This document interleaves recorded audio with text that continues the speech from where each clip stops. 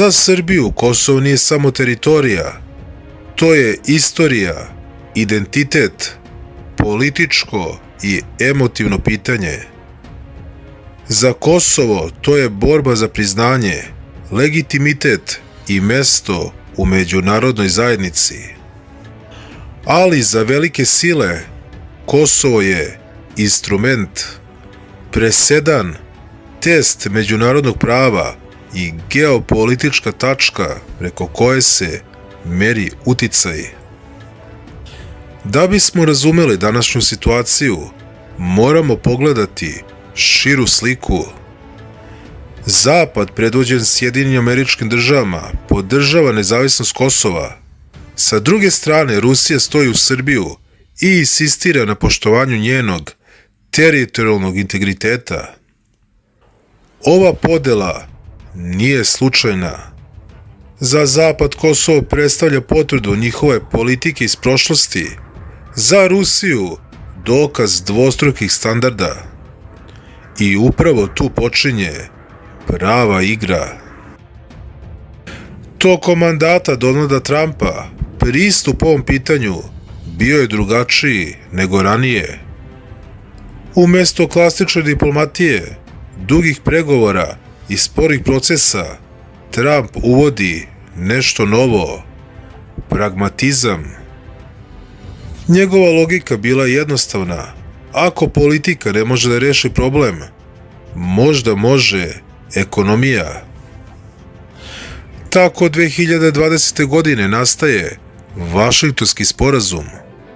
Dogovor koji nije direktno rešio status Kosova, ali je pokušao da smanji tenzije kroz ekonomsku saradnju, investicije, infrastruktura, otvaranje novih ekonomskih veza.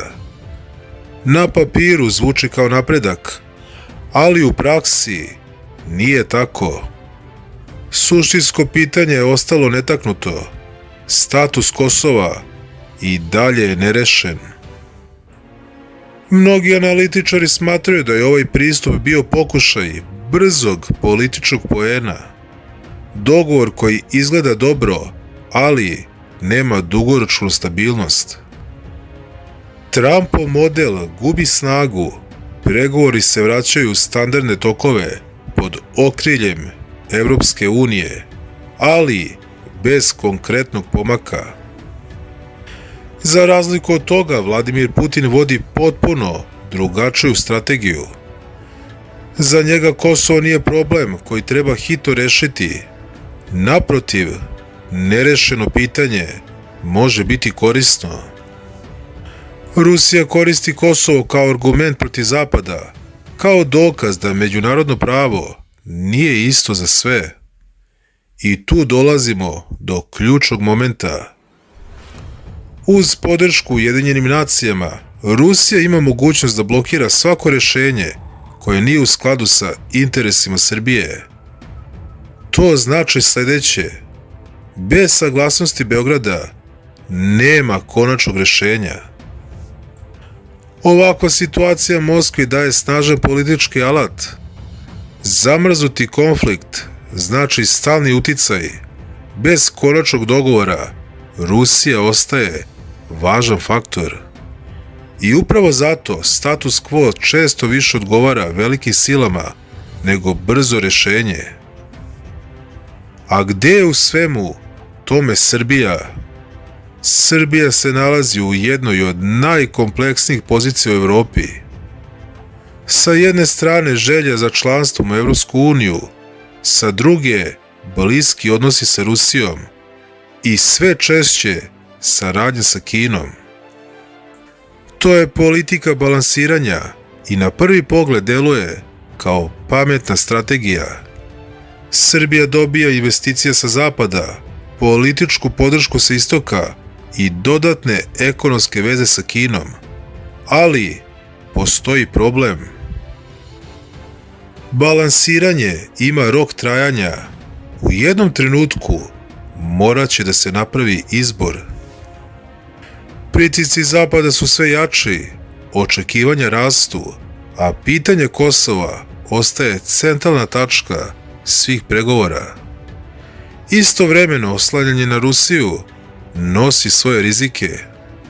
Globalni odnosi se menjaju, geopolitičke linije postaju oštrije i prostor za neutralnost postaje sve manji. Na terenu situacija ostaje napeta, incidenti se dešavaju, retorika se zaoštrava, poverenje je krhko, prisustvo međunarodnih snaga pokazuje da stabilnost nije zagarantovana. Dovoljna je jedna iskra da se sve promeni. Zato Balkan često nazivaju bure baruta, ne zbog stalnog sukoba, već zbog potencijala da mali događaj izazove velike posljedice. U ovakvom okruženju svaka odluka ima težinu, svaka izjava može da podigne ili smiri tenzije i svaki potez velikih sila odjekuje mnogo jače nego što izgleda. Šta nas čeka u budućnosti? Postoji nekoliko mogućih scenarija. Prvi scenario je nastavak trenutne situacije bez konačnog rešenja, ali i bez otvorenog sukoba. Drugi scenario je veće uključivanje Sjedinjenih Američkih Država, možda čak i povratak modela brzih dogovora. Treći scenario je jačanje ruskog uticaja i dalje održavanje zamrznutog konflikta. I četvrti, najređi, ali i najteži, konačni dogovor. Ali za takav scenario potrebna je saglasnost svih strana, i lokalnih i globalnih, a to je najteži deo. Zato pitanje Kosova ostaje otvoreno, ne samo kao političko pitanje, već kao ogledalo globalnih odnosa. Jer ovde se ne odlučuje samo o teritoriji, ovde se odlučuje o uticaju, o pravilima međunarodne politike i o ravnoteži moći između velikih sila. U toj igri Donald Trump predstavlja brzinu, pragmatizam i pokušaj direktnog dogovora.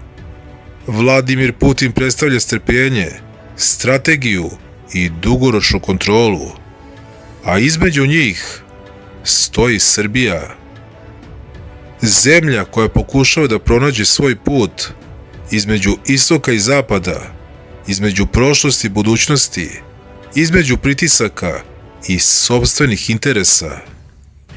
I zato se postavlja najvažnije pitanje: da li će Kosovo ikada dobiti konačno rešenje ili će zauvek ostati tačka gde se sudaraju interesi velikih sila